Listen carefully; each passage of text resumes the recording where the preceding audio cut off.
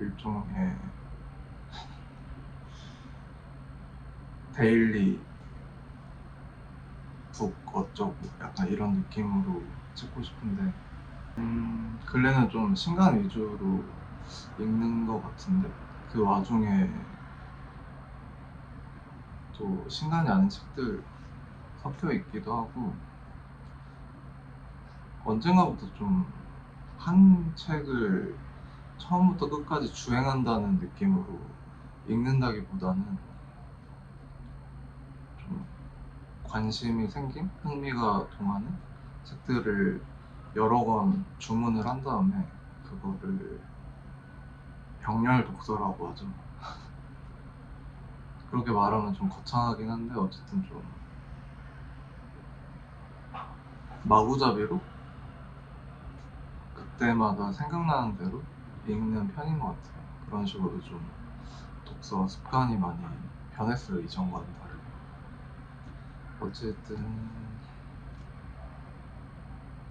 최근에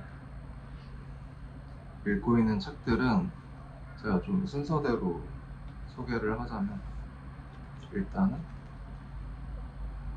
이 책인데요. 유성원 작가님이라고 해야 되나? 뭐 아무튼 유성원님이 쓴 산문집인데 이거는 신간은 아닌 것 같아요. 언제가 초판이지?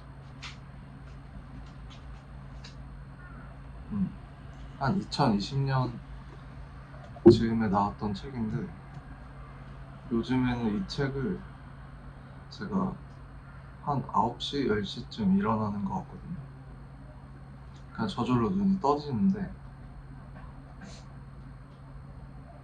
일어나서 바로 씻고 담배 피우고 가장 처음으로 읽는 책?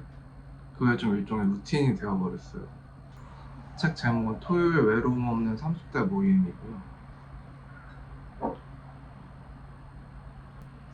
내용은 산문집이라고 말하기는 했지만 좀 2010년대 즈음부터 이 작가님이 일기의 형식으로 지속적으로 남겼던 기록물이라고 해야 되나? 그것들을 편집해서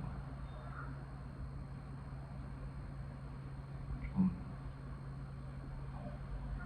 엮은 책이에요.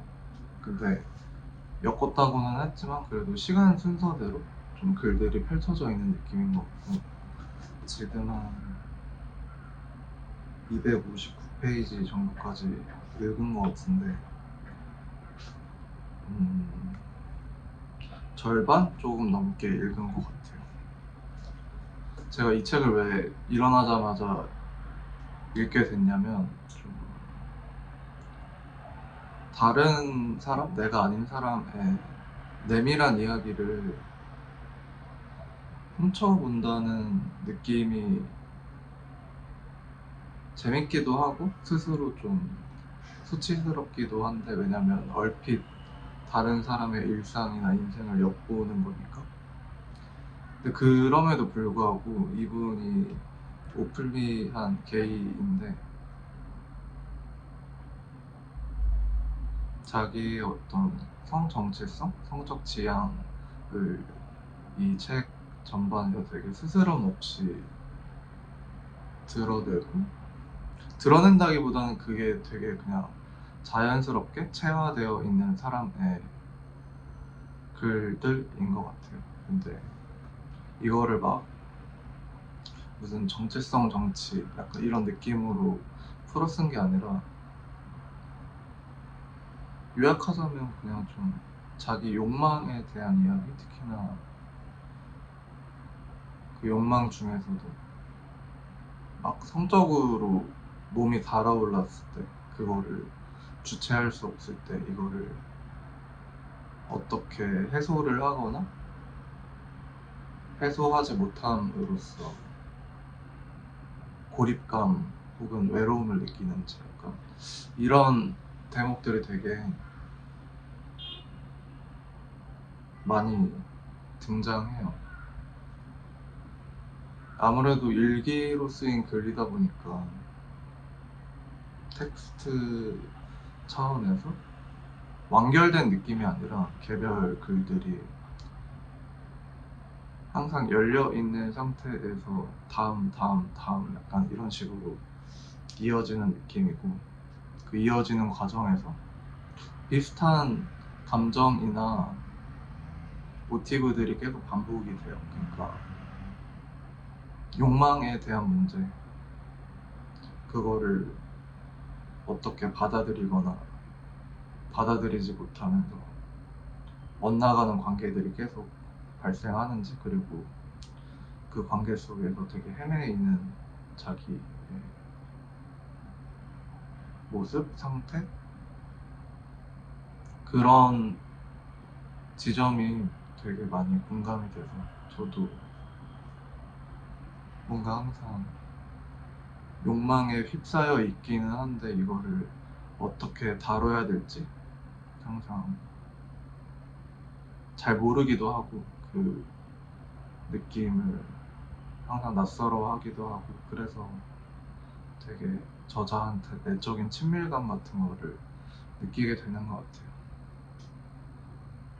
책 내용 관련해서 그냥 문득 떠올랐던 생각은, 그 유성원 님이 제가 알기로는 저랑은 나이 차이가 위로 조금 나는 것 같은데, 그러다 보니까 이분이 지금보다는 어렸을 때 경험했던 게이 문화라고 해야 되나? 특히나 성적인 것과 관련된 문화? 그 문화의 지평이라고 해야 될지, 뭐 아무튼 그런 것들이 지금과는 되게 다른 느낌과 질감이구나 라는 거를 좀 알게 됐는데, 그거랑 동시에 나는 2010년대 때 남자들에 대해서 성적인 매혹을 느꼈을 때 그거를 어떻게 풀었지? 혹은 누구랑 관계를 가졌지? 의도치 않게 좀 상기하면서 보게 되는, 뭐 이를테면 이 책에서 자주 등장하는 공간이 뭐 종로 안팎에 있는 게이 사우나라던가 뭐 찜질방, 휴게텔, DVD방 이런 공간들이 나오는데, 저는 그런 공간들을 실제로 경험해 본 적이 없어서 한편으로는 낯설게 느껴지면서도, 저도 그 당시에 20대 초중반 때 처음으로 남자와 성관계를 맺었었던 순간, 계기를 떠올려 봤을 때 그 현장이 펼쳐진 데가 집 근처에 있는 되게 허름한 모텔 방이었거든요. 진짜 뭐 아무런 장식도 없고 거의 뭐라고 해야 돼, 여관에 가까운 그런 되게 남루한 공간이었는데, 약간 그 공간 혹은 그 공간 속에서 그 사람이랑 같이 보냈던 시간, 풍경 같은 것들이 겹쳐지게 되기도 하는 것 같아요. 그러니까 지금은 클럽 문화가 워낙 이전보다는 활성화가 되어 있다 보니까 클럽에서 내 취향이 아닐 수도 있죠. 어쨌든 좀 힙스런 디제잉 음악 들으면서 다른 사람들, 친한 사람들, 제가 친밀감을 느끼는 사람들, 혹은 제가 아예 모르는 사람들이랑 뒤섞인 채로 보내는 시간이랑 그 풍경과 이 책에서 등장하는 여러 공간들, 그리고 이 공간들과 제가 자연스럽게 비춰보게 되는 그 허름한 모텔방이랑 간극이 있는 것 같다. 지금 나는 이 공간들이 만약에 나한테 주어지거나 펼쳐져 있으면 망설이지 않고 들어갈 수 있을까? 그런 생각들도 종종 했어요. 어쨌든 가장 중요한 거는 이 사람이 저자가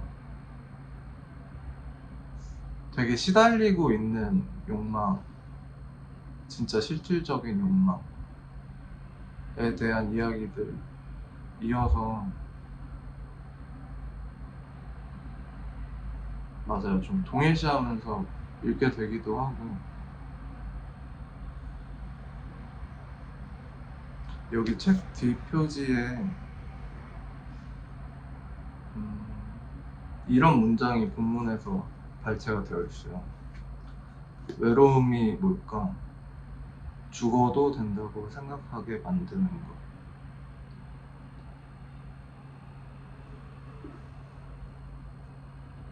그래서 저는 이 문장이 좀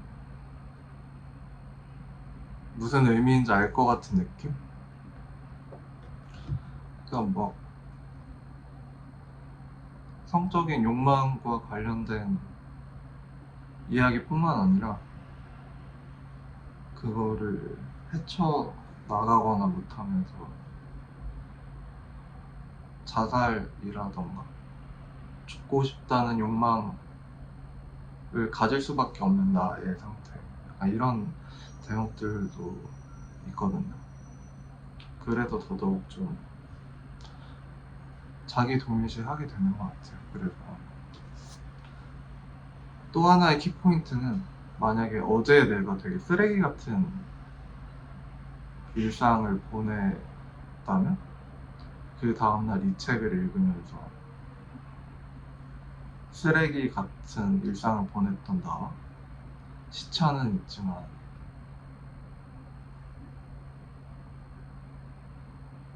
비슷한 맥락에서 스스로를 쓰레기로 만들어버렸던 누군가의 일상을 읽어내리면서 해소되는 느낌도 있어요. 그래서 이 책을 계속 아침마다 꾸준히 읽게 되는 것 같고, 그 다음 책은 이거는 신간이에요. 아마도 자크 랑시에르가 쓴 픽션의 가장자리라는 책인데, 근데 이 책은 아직 읽은 지 얼마 안 돼가지고 1부까지밖에 못 읽은 것 같아요. 이 정도밖에 못 읽었는데,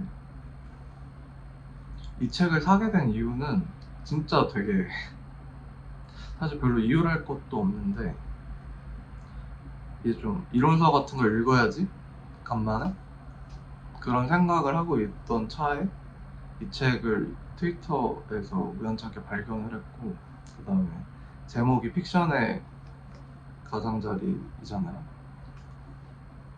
그냥 제가 관심이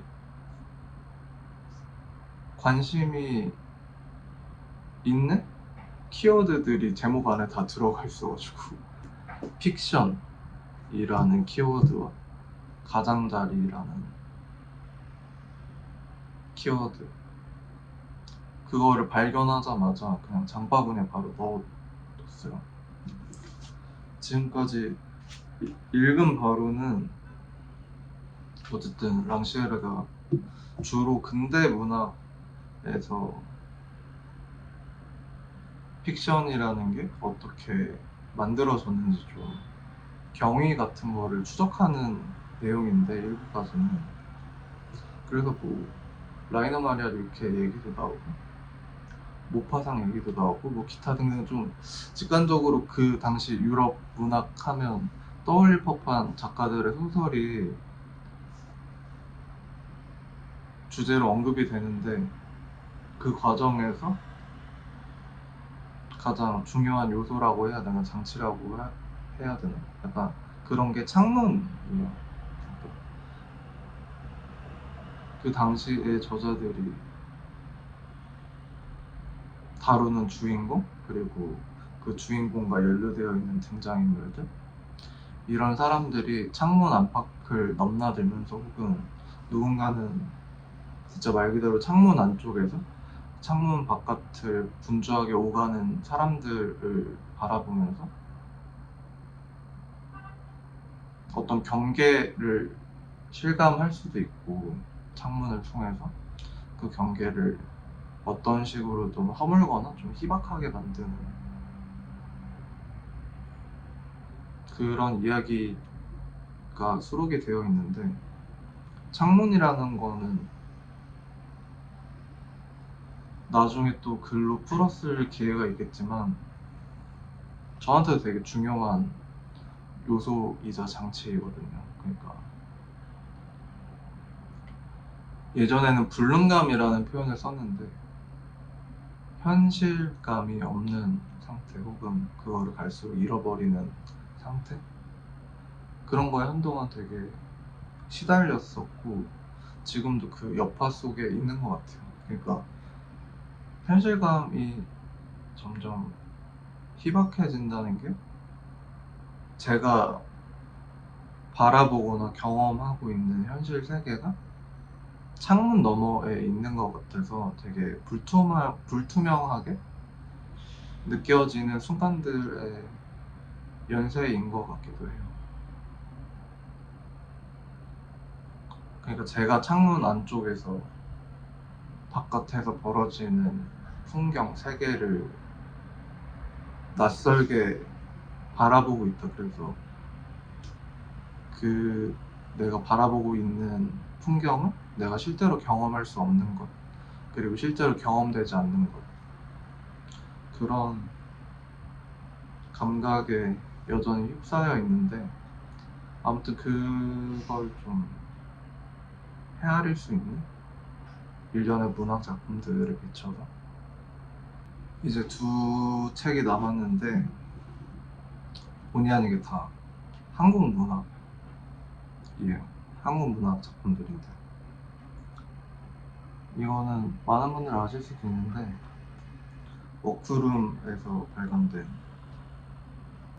이상우 소설가의 소설이고, 분량은 짧은데 이상우 소설을 읽어본 독자들이라면 충분히 공감을 하실 텐데, 이 사람이 글을 쓰는 형식이라고 해야 될지 약간 그런 게 굉장히 복잡하기도 하고 되게 구구절절 문장이 끊이지 않고 이어지는, 그래서 그 과정에서 서로 되게 복잡하게 간섭하는 단상들의 관계성 같은 게 있는, 그런 거를 말 그대로 좀 유려하게 문학적으로 쓰는 작가인데, 워프라는 책에서, 이 책에서 특히나 그런 부분들이 되게 잘 어울린다고 해야 되나? 잘 어우러진다고 해야 되나? 사실 이 책은 되게 여러 번 읽었어요. 지금 다시 읽고 있는 이유는 좀 문학적인 감이라고 해야 되나? 약간 그런 거를 좀 잊어버리고 싶지 않아서 드문드문 펼쳐보고 있는데, 되게 문장들이 유려하기도 하고 아름다워요. 우리가 흔히 생각하는 딱딱 끊어서 명료하게 읽히는 문장은 아닌데, 일단 문장의 호흡이 되게 길기도 한데, 근데 그러던 와중에 저한테 좀 각별하게 느껴지는 문장이 있기도 하고, 뭐 이를테면 긴 호흡으로 문장이 이어지다가 구름, 그곳은 비문이다 라는 문장이 있는데 약간 좀 덜컥하더라고요. 뭔지는 모르겠는데 저절로 동의하게 되는 그런 문장이 간혹 있잖아요. 이상호 작가 소설은 이 책 워프 이외에도 몇 가지를 읽기는 했는데, 저한테는 이 책이 가장 뭔가 문장들의 관계라고 해야 될지 약간 이런 것들이 되게 잘 어우러지는 것 같고, 이 책이 누구의 과거인지는 모르겠지만 하여튼 과거로 말 그대로 워프되는 순간이 있어요. 그게 사실 제 기억상으로는 어떤 교실의 풍경? 대학교 교실은 아닌 것 같고 학창 시절에서의 교실 풍경 같은 게 불쑥 좀 묘사되는 부분이 있는데 그 느낌을 뭔가 알 것 같은 거예요. 왜냐면 저한테는 나중에 이야기할 기회가 있을지 모르겠지만 학창 시절, 고등학생 시절, 특히나 중학생 시절이 저한테 각별하다기보다는 되게 지금의 저한테도 영향을 많이 끼쳤다? 한 시기로 남아 있어서 그때 내가 문득 바라봤던 교실 풍경 같은 게 자연스럽게 연상이 돼서 되게 기분이 묘했던 기억이 나네요. 아무튼 워프라는 책이었고요.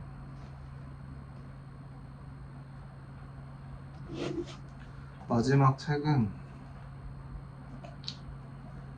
차도하 시인의 미래의 손이라는 시집입니다. 일단 제목부터가 뭔가 되게 아름답잖아요. 미래의 손. 왠지 지금 내가 그 손을 붙잡기 위해서 저의 단순하고 반복되는 일상을 치르고 있는 것 같기도 하고, 미래의 손이라는 거를 되게 절박하게 붙잡고 싶을 때도 있고, 그런 의미에서 되게 아름다운 단어 혹은 책의 제목이라는 생각이 들어요, 항상. 사실 이 시집도 한 번 읽었었거든요, 예전에. 그런데 최근 들어서 그냥 드문드문 펼쳐보고 있는데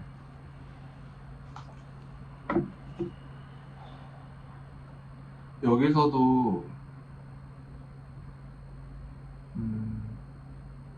시인 본인은 아니겠지만, 아닐 수도 있지만, 그 중학생인 어떤 소녀가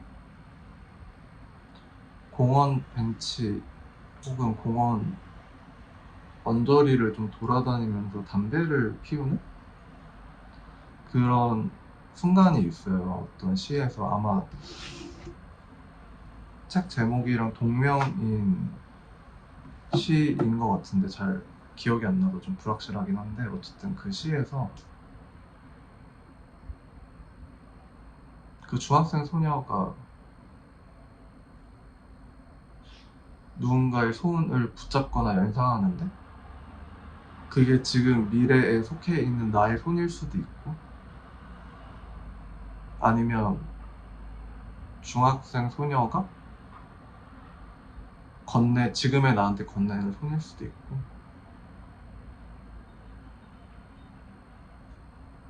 그게 누구의 손이든 그걸 붙잡게 되기를 때로는 강렬하게 욕망하기도 하고,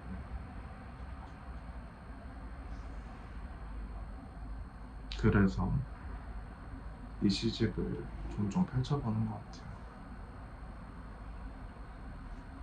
미래의 손, 미래의 손. 이런 식으로 총 4가지의 책을 막 번갈아 가면서 읽고 있는데, 다 고르게 재미있는 느낌은 아니지만 서로 다른 느낌으로 감흥하게 되는 책들이고요. 반드시 다 펼쳐서 한 호흡에 읽지 않더라도 드문드문 읽는 순간마다 드는 생각들, 단상들, 감정 같은 것들이 최근에 저한테는 되게 소소한 즐거움, 되게 복잡한 생각을 잠깐이나마 환기시켜줄 수 있는 약간 그런 느낌이라서 마지막 정말 완전 찐막은 책은 아니고 어느 영화 평론하시는 분이 리볼버라는 영화 관련해서 쓴 평론? 비평 같은 거를 우연찮게 웹을 돌아다니다가 봤는데 리볼버라는 영화는 저는 실제로 본 적은 없거든요. 근데 그 전도연 배우가 나오는 느와르 장르의 영화라는 것 정도만 알고 있었어요. 그리고 그 영화 찍은 감독이 일전에 무례한이라는 또 전도연 배우가 주인공으로 나오는 영화를 찍었다는 되게 간략한 정보만 알고 있었는데 우연찮게 이 글을 읽고 나서 영화가 좀 궁금해지게끔 만들기도 했고 막 줄거리를 요약하는 느낌의 글은 아니었거든요. 근데 저한테 그 글의 마지막 문장이 되게 각별하게 남아있어요. 그리고 최근에 가장 혼자서 중얼거리게 되는 문장인 것 같아요. 그 문장이 왜 모든 사랑은 잘못 장전된 총알 같을까? 인데 그냥 혼자서만 외운 거라서 정확한 문장 아닐 수도 있어요. 근데 그 문장을 읽으면서 진짜 왜 그럴 수밖에 없지? 왜 모든 사랑은 잘못 장전된 총알 같은 걸까? 그래서 내가 사랑하는 사람한테 그 사람을 되게 강렬하게 연망해서 때로는 마주 서기도 하고 그 마주선 상태에서 내가 가지고 있는 마음을 설사 저격해서 쏜다고 하더라도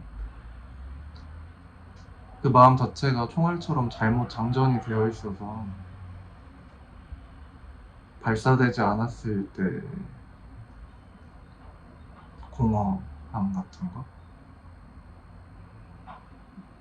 그게 뭔지 알 수 있을 것 같아서 이 문장을 좀 미친 사람처럼 중얼거리곤 합니다.